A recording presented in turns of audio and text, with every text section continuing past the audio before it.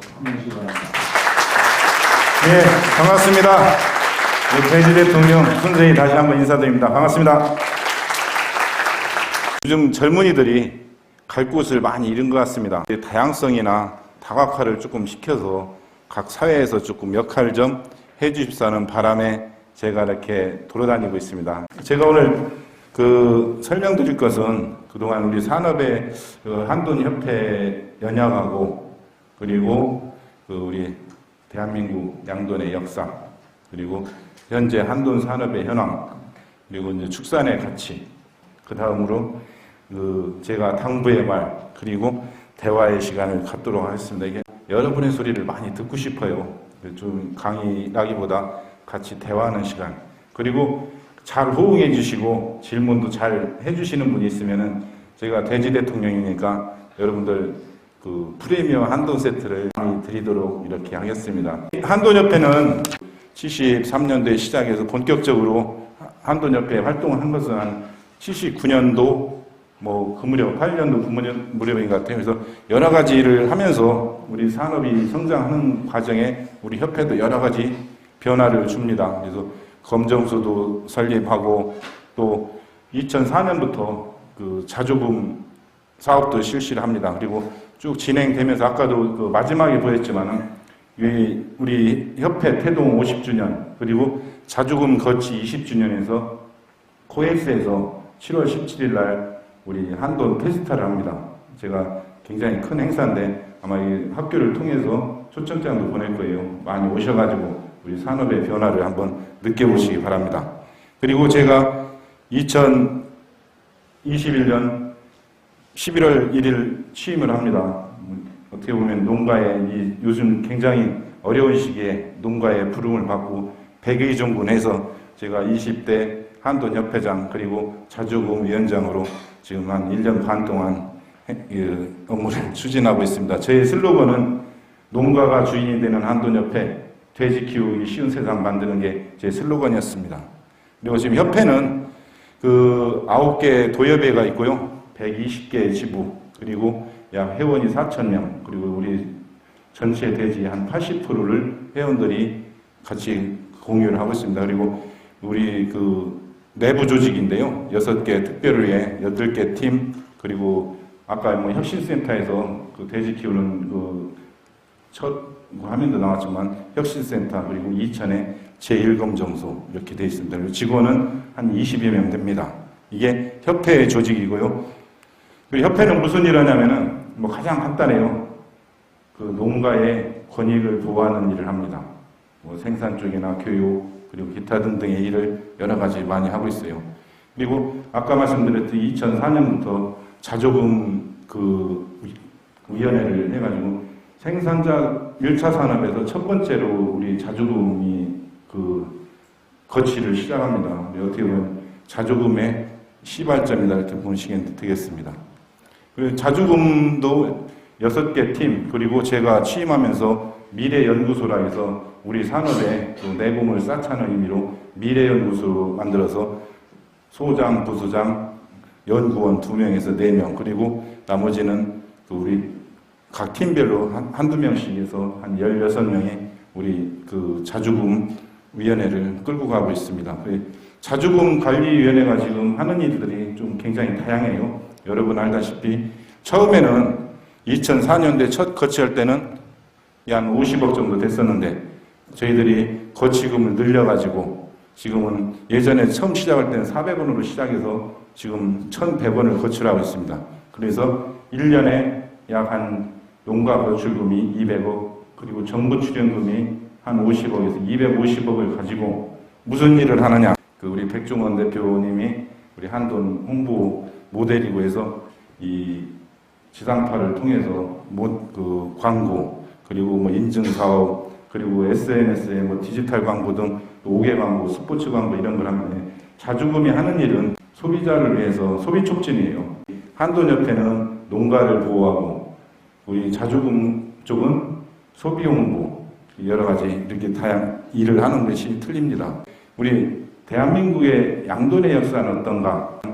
여기 보면은 일제시대지만 예전 고서에도 굉장히 많이 나옵니다.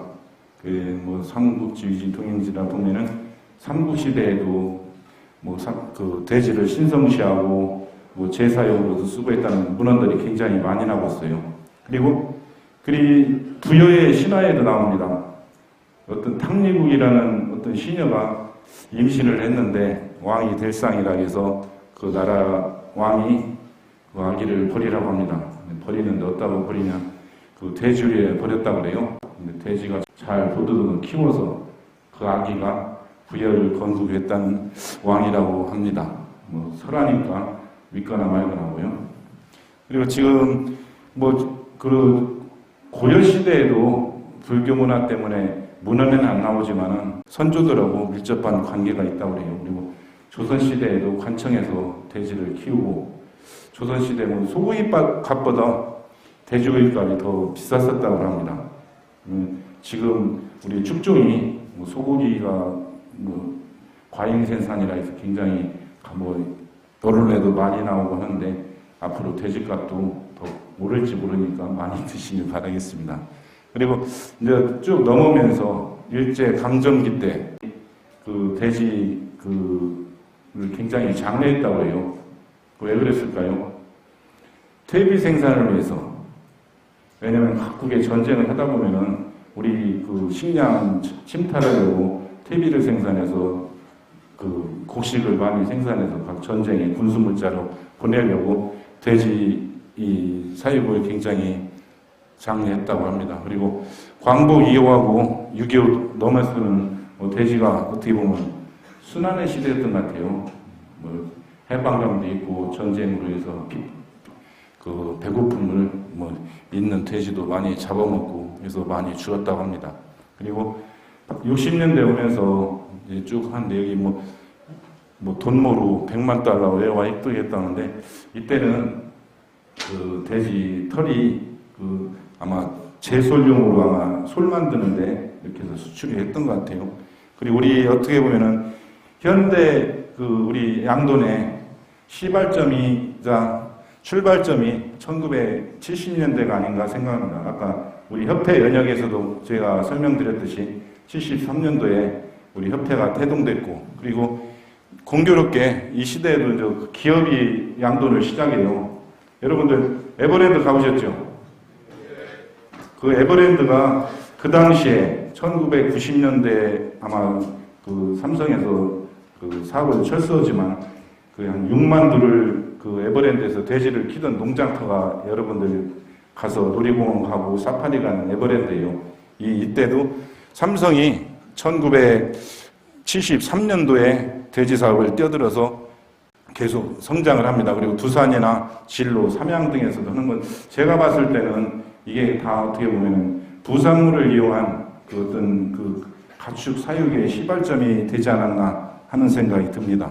그리고 80년대 들으면서 우리 산업이 굉장히 호황을 누립니다. 그 86년도 제가 고등학교 졸업할 때인데 그때 그 아시안 게임하고 88 올림픽을 하면서 우리나라가 굉장히 고도의 성장을 하는 시기입니다. 그 육류 소비가 굉장히 늘어납니다. 그래서 이 돼지고기 소비도 그 80년대에 굉장히 늘어나요. 그래서 75년대에 1인당 2.8kg 했다면은 3배 가까이 성장을 합니다. 90년대 들어서면서부터는 우리 산업이 굉장히 발전기를 들어섭니다.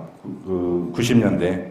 이제 돼지고기가 서민 문화에 장착합니다. 옛날 여러분들이 아시다시피 그 로스구이 문화가 90년대에 이제 자리를 잡아요.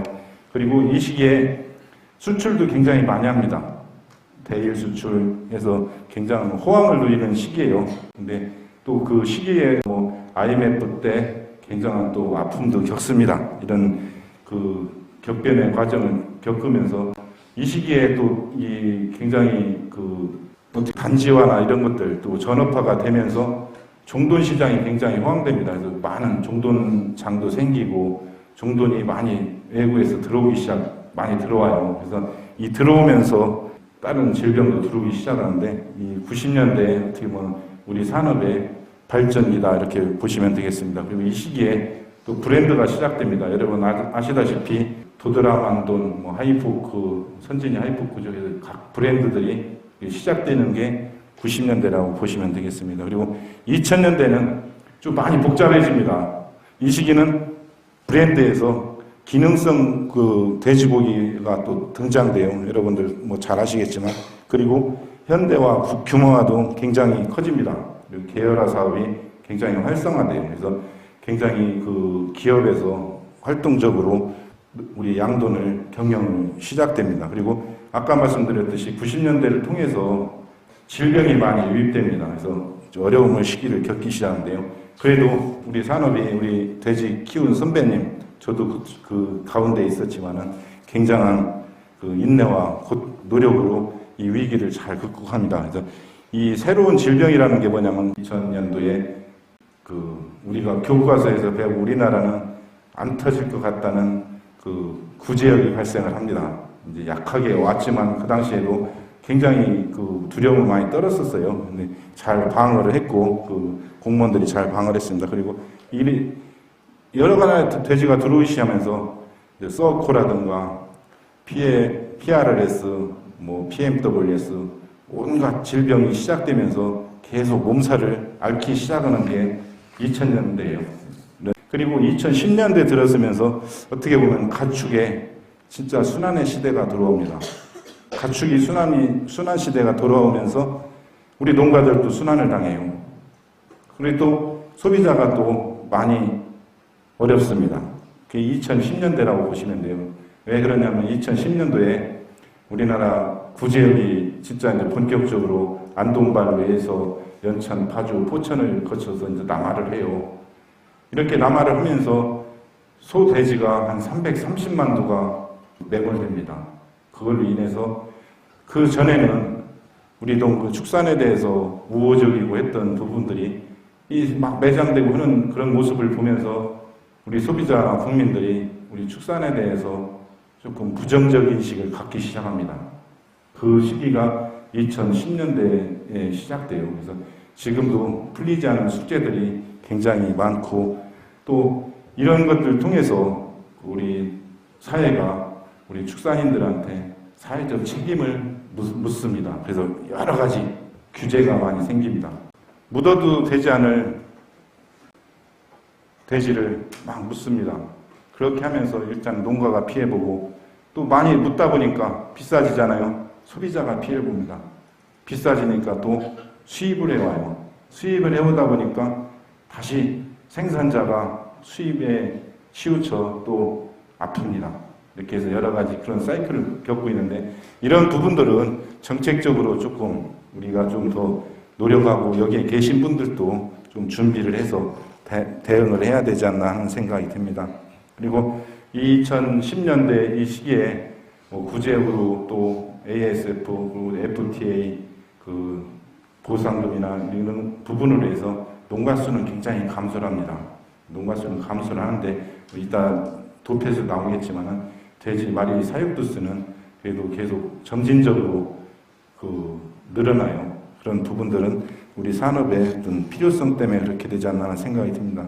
그리고 지금 와서 2020년대에는 우리들이 뭐 2010년대에 굉장히 어려움을 겪고 있지만은 2020년대에는 앞으로 미래에 대한 지속 가능에 대한 숙제가 담겨져 있습니다.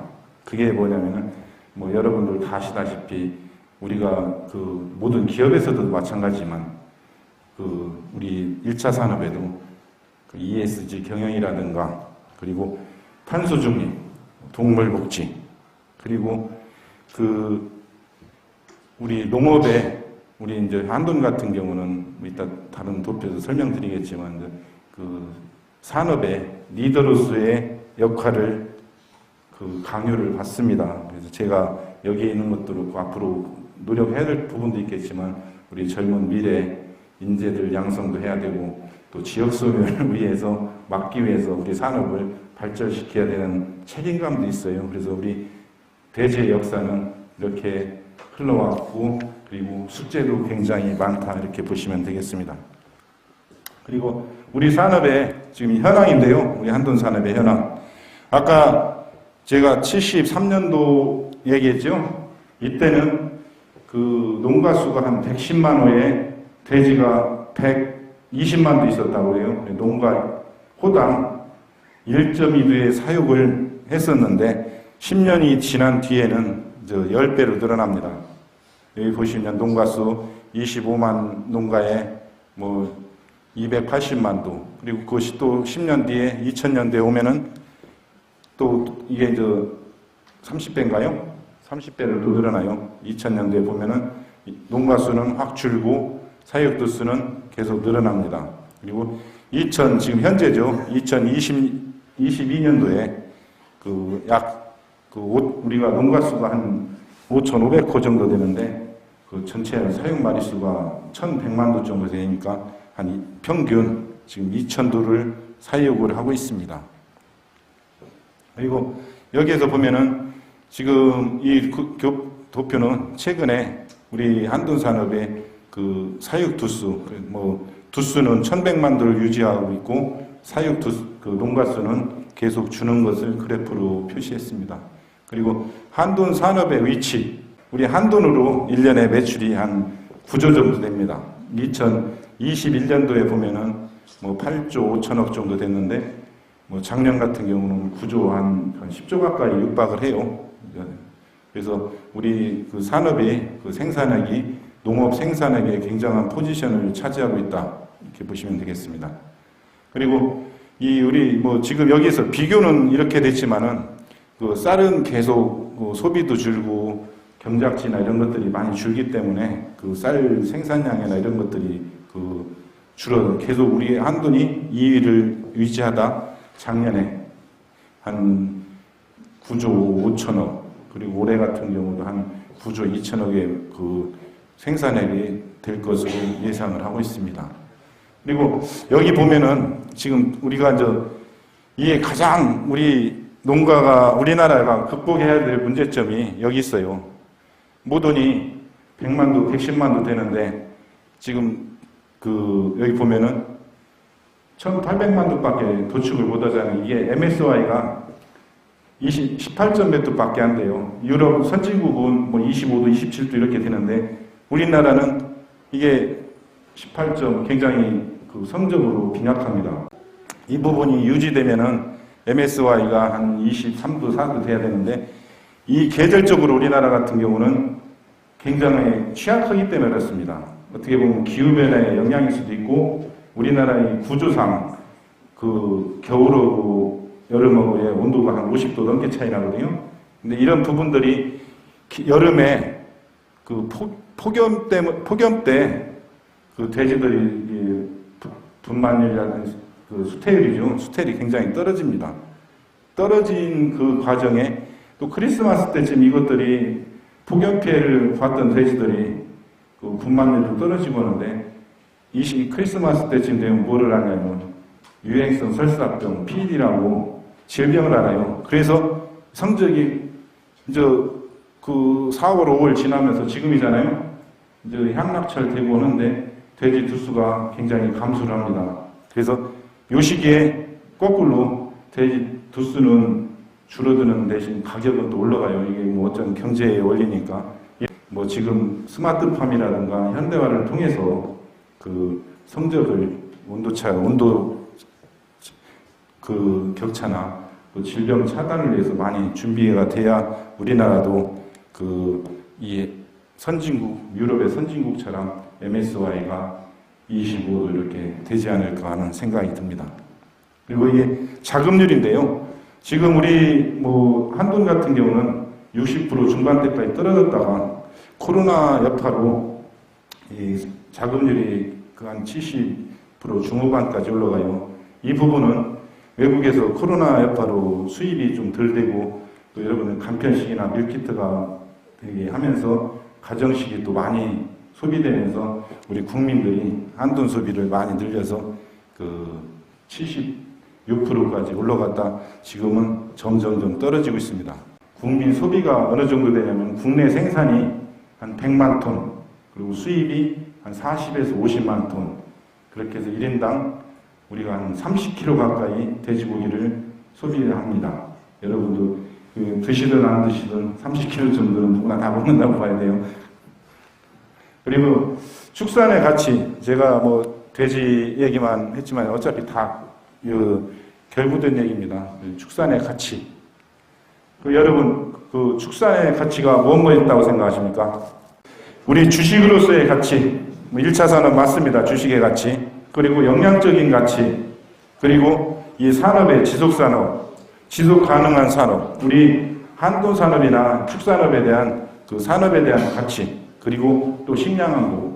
이 네 가지 가치에 크게는 우리 또 K푸드라는 어떤 큰 틀이 있습니다. 여러분 아시다시피 지금 고기 소비는 굉장히 늘어납니다. 뭐 재작년까지 쌀 소비가 58kg, 근데 고기 소비가 한 56kg 이렇게 됐는데 지금 여기서 보시면은 돼지고기가 육류 소비량의 절반 정도를 차지합니다. 굉장히 우리 돼지고기가 우리 국민들로부터 사랑을 많이 받고 있다. 이렇게 보시면 되겠습니다. 여기 보시면은 이게 그래프가 여기 나왔네요. 21년도까지 그 재작년이죠. 이렇게 보면은 이 쌀 소비랑 육류 소비랑 거의 크로스가 됩니다. 붙었어요. 이 빨간 그래프가 선이 육류 소비인데 이 곡선하고 우리 그 식생활하고 관련된 것들 뭐가 있을까요? 이 육류 소비가 늘면서 우리 식생활 우리가 우리 사회에서 변하는 것들. 여기에 어떻게 보면은 고기 섭취를 함으로써 이 수명이 굉장히 길어집니다. 아까 조선시대 때 평균 수명이 몇 살이었을까요? 네. 55요. 아, 예. 그 55는 아마 양반들의 그 평균 수명이 50이었기 때문에 한 30대 중반 이 정도 되는 것 같아요. 뭐 환관이 평균 수명이 80대였다고 그래요. 임금 수명이 40대, 그리고 양반 수명이 50대. 그 대신 그 평민들의 수명이 30대 초반이었다고 합니다. 평균 수명이 30 중반 이렇게 된다고 그래요. 근데 지금 이 육류 소비가 늘면서 수명도 늘어나고 길어지고 또 여러분들 아시다시피 체형도 많이 변하고 키도 많이 커졌잖아요. 이 부분은 그 육류 소비가 많이 늘어서 우리 체형도 그렇고 소구화로 많이 변했다 이렇게 보시면 되겠습니다. 그리고 또 영양적 가치, 제가 영양에 대해서는 잘 모르지만은 우리 사람에게 필요한 것들이 이 동물성 단백질에 다 포함되어 있기 때문에 제가 이렇게 봤을 때는 고기를 많이 먹어가 아니라 건강한 식단을 여러분들이 잘 유지를 해 주십사 하는 바람에 이런 얘기를 나누겠습니다. 그리고 여기 보면은 여기 보면 키성장, 두뇌 발달, 면역력 유지, 이게 어떻게 보면은 채식에로서 얻을 수 없는 것들을 우리 동물성 단백질에 포함되어 있다 이렇게 보시면 되겠습니다.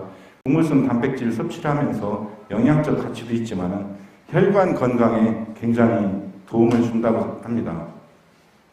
동물성 단백질을 적당히 섭취를 해야 혈관 건강이 좋아진다고 합니다. 여기 보시면은 비건 어디 TV에서 나온 걸 캡처한 것 같은데 그 혈관 건강이나 모든 것이 채식만 했을 때 편중된 식생활 했을 때 건강에 빨간불이 들어온다 이렇게 보시면 되겠습니다.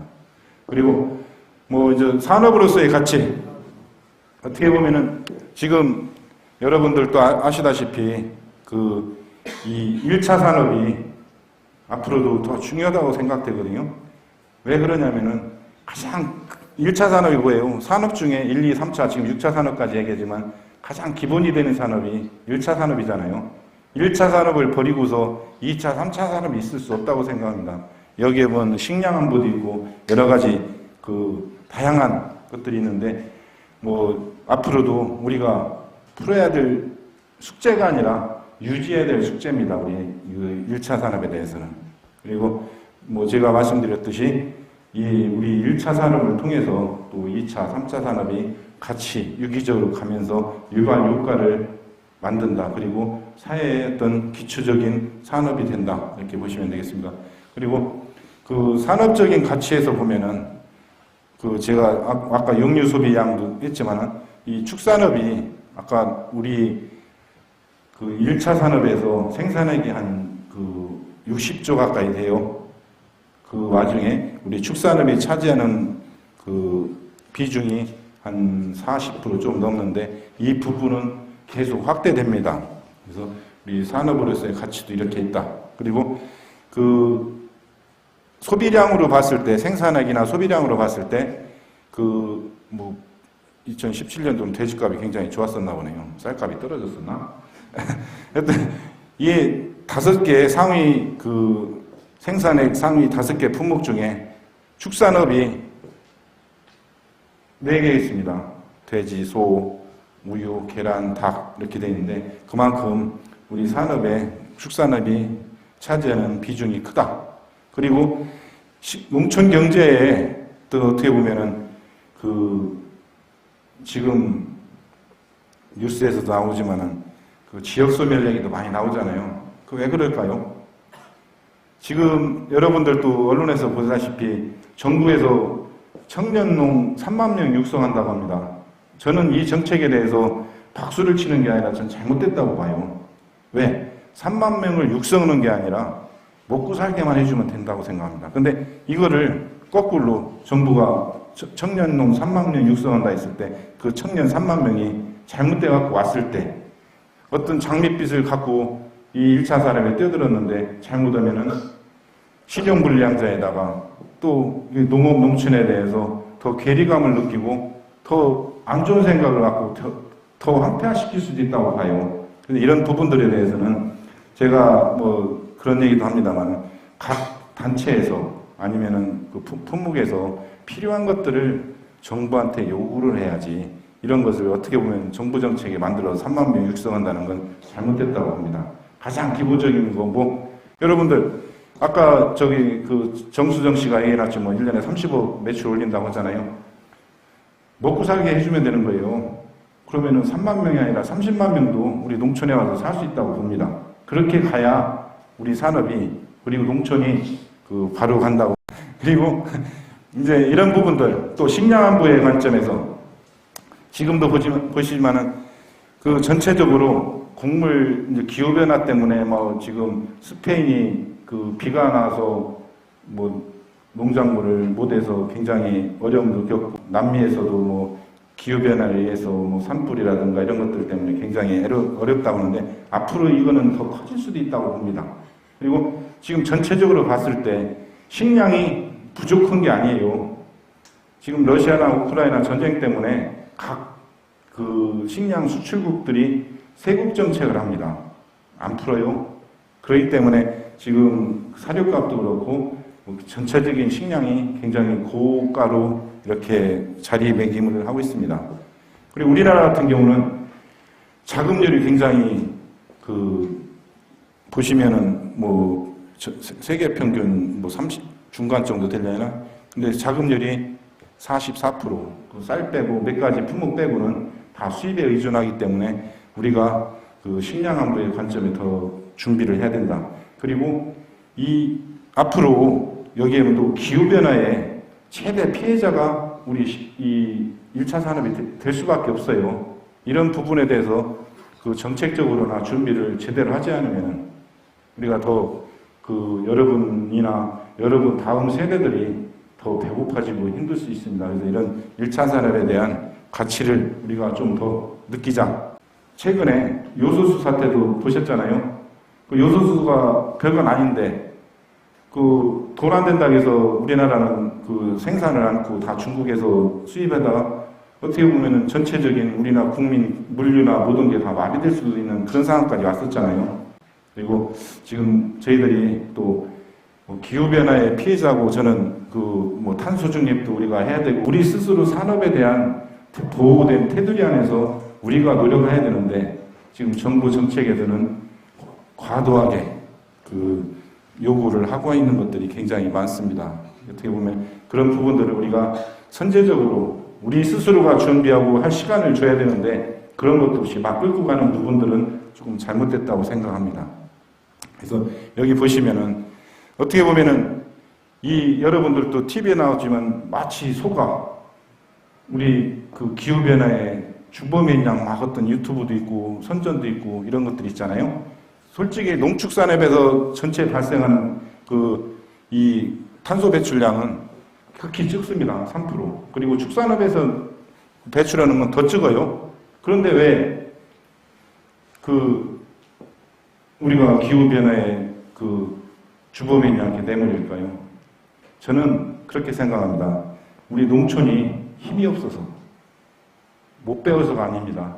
표도 없고 힘이 없어서 그렇습니다. 이런 부분들을 저희들이 준비를 단단히 해서 잘못된 인식을, 오해를 풀 수 있도록 저희도 노력하겠지만, 여러분들께서도, 우리 축산을 전공하는 학생 여러분들께서도 그런 오해에 대해서 적극적으로 대응을 해주십사는 부탁의 말씀도 한번 드리겠습니다. 또 한 가지는 뭐냐면, 커피나 초콜릿 생산해서 나는 탄소 배출보다 축산업이 더 적은데 왜 초콜릿 불매 운동을 안 하고 커피 불매 운동을 안 합니까? 아이러니하잖아요. 이게 그만큼 우리가 더 해야 될 것들이 많다 이렇게 보시면 되겠습니다. 이제 또 한 가지는 대한민국 하면 생각나는 것들 가장 1등이 K-팝이라고 해요. 두 번째는 K-푸드인데 제가 여기서 설명드리고 싶은 것은 우리 한식 문화에 대해서 여러분 일본이나 이런 사람들도 우리나라에 먹거리 투어를 여행을 옵니다.